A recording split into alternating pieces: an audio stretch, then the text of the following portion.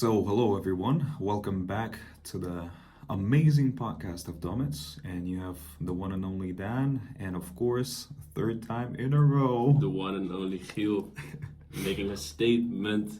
Yes, so welcome back. And today we're going to be chatting about the culture within the workplace, and specifically in, as you already know, hospitality tech. So, what I want to ask you today, as a first, what do you actually think the winning culture in question is in the hospitality? I think winning culture defines how you view your team process, like your organization's process, how you manage failure, how you talk to each other, how you talk to your boss, how you joke around. I think it's very normal to have like a healthy workplace, of course, but I think it also needs to be in a healthy way competitive.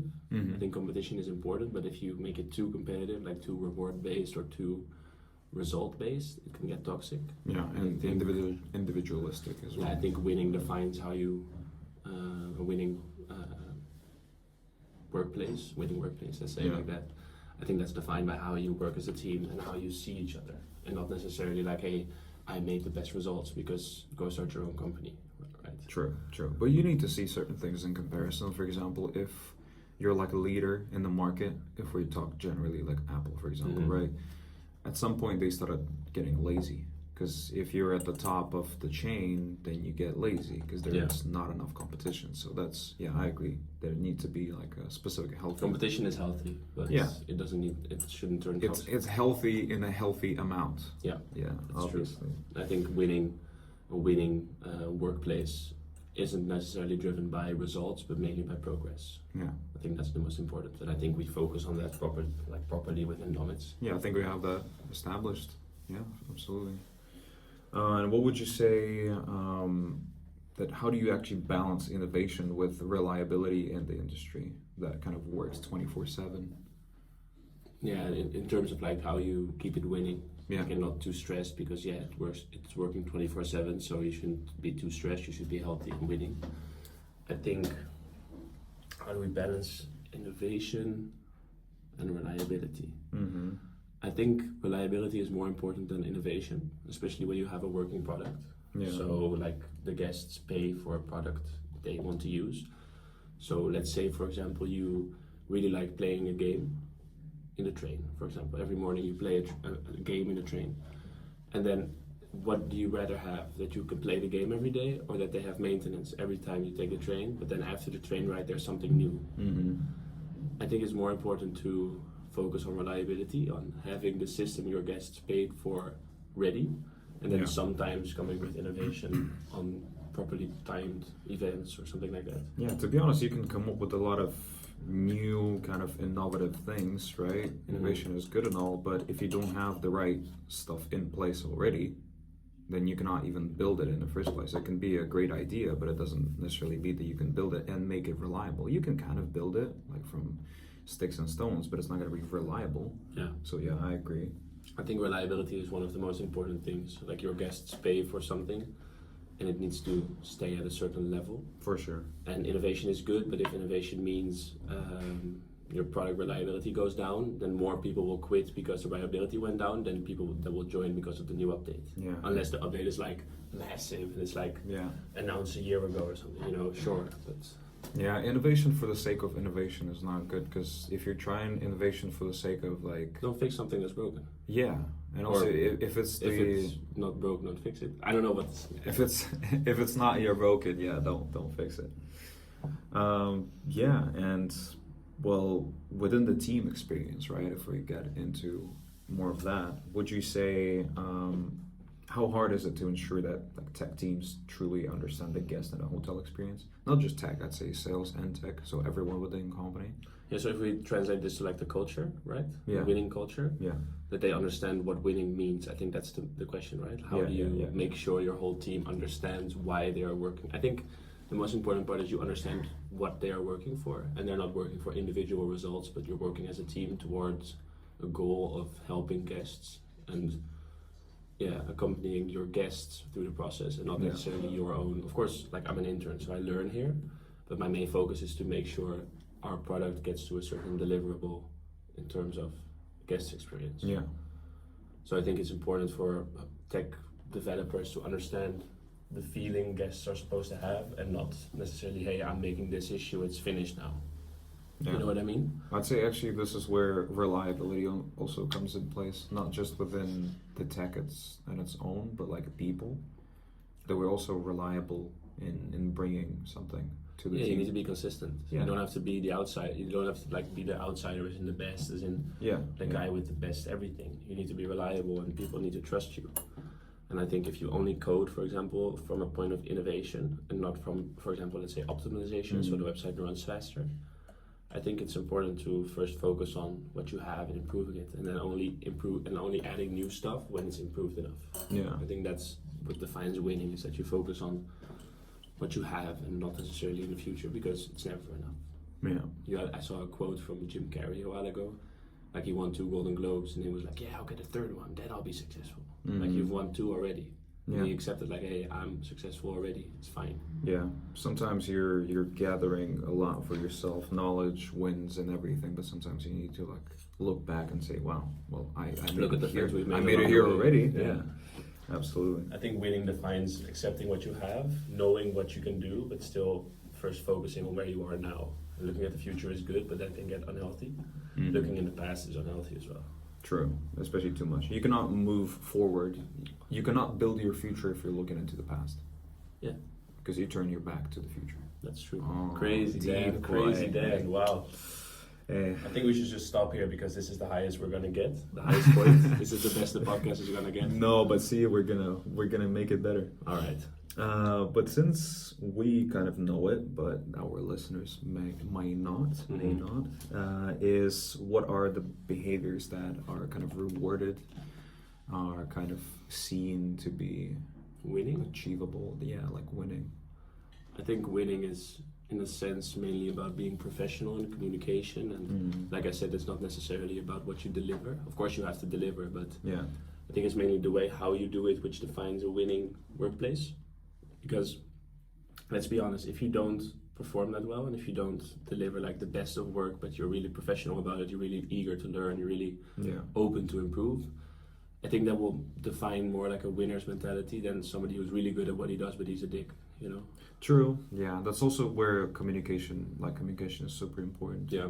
And sometimes maybe somebody thinks that they're doing all the right things, but they just like they cannot see it from a third person perspective, and sometimes this communication actually shows kind of the blanks that you need to fill in. And respectfully doesn't necessarily mean that somebody's doing bad. I think winning defines that you can tell somebody they're not winning and then taking them with you and them accepting it. True, because a lot of people are scared of doing because that. For example, if you get 3rd place on the Olympic Games, you're still winning. Yeah. You're not 1st place, but you're still 3rd in the world. It's crazy. Yeah, absolutely. So you should still be happy, you know?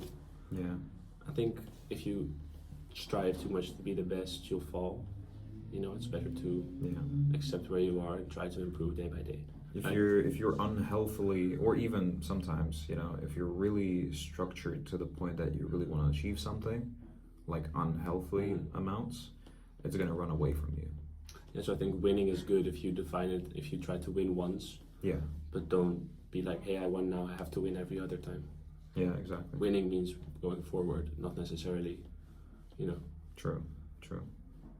So yeah, communication is quite important. I think communication and also attitude, and I don't really know the word in English, houding, like the way you behave, just how you think.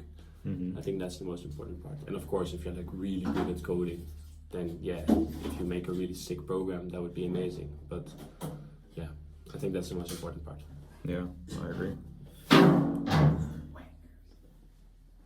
Right. Oh, great. Well, Next we are in the office, so this question. is our lovely colleagues. Next question. So, if you'd say, kind of, how do you prevent this kind of disconnect between the product, people, sales, and like tech?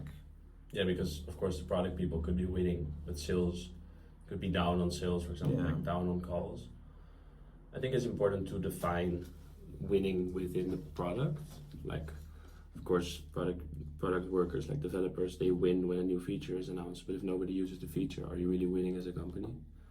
So I think if we really look at like the winning culture, I think that's defined not necessarily by department, so sales, product. Yeah, I think that's yeah. a general thing, and that's why I say it's so important to be a team if you want to win. But I think the connection is really important. Like I said, communication between me and you as sales and product manager, Yeah. as with Valentine as lead developer. I think it's important to just have a meeting every now and then. Yeah, for sure. And just to talk about, hey, how are you guys doing? What is the pain points? What is the blockers? And not necessarily not about the progress of the the product, but also just how is the department doing? Is it healthy? Is it alright? What is the workflow? Yeah, what's the kind of What could the block what's us the in current winning? baseline of what's What could going block on? us Yeah. in winning? You know? Yeah, for sure. Kind of talk about the existing bottlenecks, maybe Yeah. some in the future. Yeah, that's true. What do you think are the biggest mistakes that people make? Let's say people first, and then let's talk companies in general. What are the mistakes people make when they try to win but they don't? Yeah, I think it's like arrogance and thinking you're the shit and not being humble. yeah. So probably the ego. Ego is a big issue. Ego is good, arrogance is normal and Yeah. healthy, but when you're really good at something, you should be humble. And everybody says this, of course, but it's really hard. True. But when you're really good at it, like the main thing, if you're really good at something, is helping the people who are bad at it. So I think a winning workplace is defined by the real, like hard-working, real winners who really make hard products, Yeah. and then they can help the other people. Because if you don't help others, are you really winning? True. Especially if you're really good at something, and then you go through the same kind of similar experience, and then it ends up being Just a coffee machine. yeah. I mean, it's an office. Who doesn't drink coffee, right, in the office? Yeah. No, but basically what I'm saying is, if you're really good at something and then you go through a similar experience, but then something goes wrong, even slightly, and you cannot perform to the same extent of your best self, you start downing yourself and you start getting frustrated, and this is where ego comes in. How can it be I was already better than this? Yeah, but like even if you're not performing at your best, like 80%, it's still. I saw a quote one time on going to the gym, and then it's better to go to the gym 200 times at 80% than 100 times on 100%. Because 100% sure, but if you go more often but with less percent, you know what I mean? Yeah, yeah. So it's better to sometimes just tick back 80% than to do 200% one day and then be burned out the next. Yeah, absolutely. I think it's really good and important to balance that, especially with big products and a lot of communication like we have. I think, not necessarily taking time off, but just, Yeah, there's a lot of toxicity within companies that really focus on something with performance and progress. So something that's really progressive and performative. Yeah, the more pressure, the more kind of individualistic it becomes. And yeah, I think we have a decent rundown of like a Domits for communication. Yeah, I think of course the focus is on performance, because if you don't perform, you're out. Yeah. But it's not only performance. Yeah, but We're still human. Yeah, but there isn't. So as you heard the coffee machine before, we don't have a guillotine close to it. You know, You just haven't seen it yet. Yeah, fair enough. No, but jokes aside, yeah, like nobody's going to punish you to an extent of something Like only if you really don't do anything. Yeah.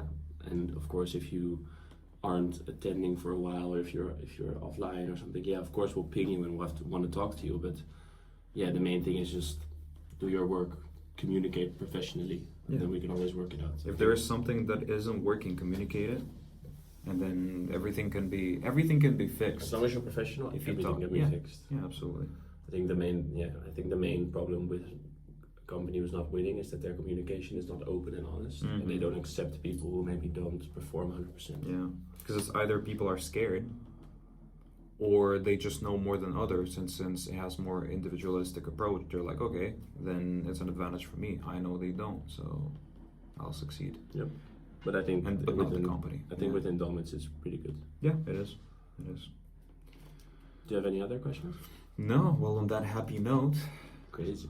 On that happy note, I think we peaked. I think that one, I don't know what you said exactly, but I think that one... we peaked in college. No. College isn't finished yet. I said about the future and the past, that if you look at the past, it means you turn your back to the future. Back to the Future 4 coming soon. Yo. Well, good luck everyone. I think that's Have it. an amazing day. Will Chiel come for a 4th time in a row? You'll see on the next episode. Or maybe he'll get the guillotine by the coffee machine. Yeah, probably because of the Back to the Future reference. But okay. Yeah. Thanks for having me. Bye-bye. Bye-bye, guys.